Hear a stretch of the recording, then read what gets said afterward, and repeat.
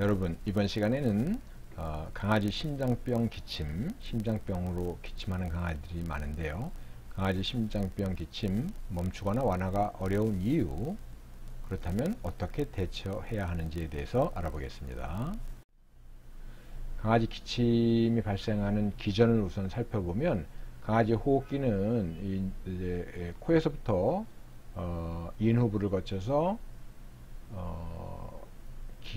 기관, 기관지, 세기관지, 폐포, 폐 이렇게 이제 구성이 되는데요. 호흡기에 감염증이 발생하거나 호흡기도에 이물질이 들어가거나 또 호흡기도 내에 분비물이 증가하거나 호흡기도가 좁아지게 되면 여기 이제 이렇게 호흡기도가 쭉 있는데 여기 이제 이런 문제들이 생기면은 여기에 분포된 기침 수용체를 자극을 합니다. 왜냐하면 불편을 초래하기 때문에 여기 이제 자극을 보내면 여기서 이제 이 신호가 뇌에 있는 기침 중추에 전달이 되고요. 요 기침 중추에 신호가 전달되면 기침을 해라. 즉 기침을 해서 이 불편이나 또 자극을 유발하는 물질을 제거해라. 이렇게 돼서 강아지가 기침을 하게 되는 것입니다. 자, 강아지 심장병으로 인한 기침의 이제 대표적인 게 마른 기침이 있는데요. 어떻게 이런 이제 기침을 하게 되냐 하면 심장병, 이제 말티즈 같은 소형 품종은 대개 이제 이 좌심방과 좌심실 사이에 위치한 이천판에 문제가 생긴 이천판 폐쇄 부전증인데요. 이 질병이 발병하면 혈액순환에 장애가 발생합니다.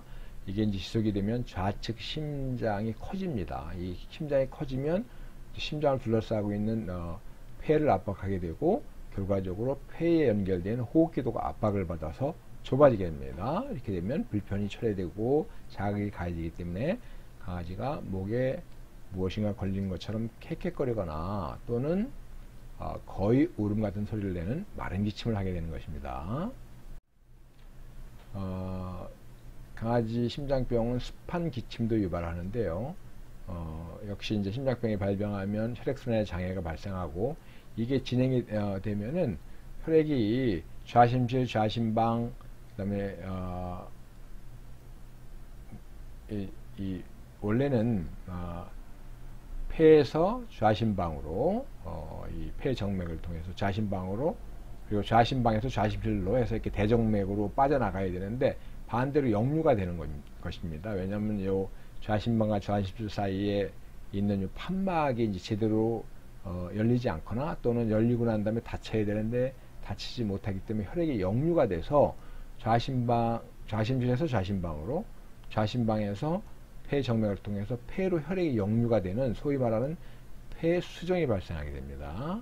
폐수정이 발생하면 요 이제 폐에 연결된 호흡기도의 분비물이 증가해서 불편을 초래하게 되면 강아지가 습한 기침을 하게 되는데요. 습한 기침 시에는 폐수정으로 인한 습한 기침 시에는 코에서 콧물이 비치기도 합니다. 자, 그럼 강아지 심장병 기침의 특징을 알아볼까요? 강아지 심장병 기침은 계속 기침을 합니다.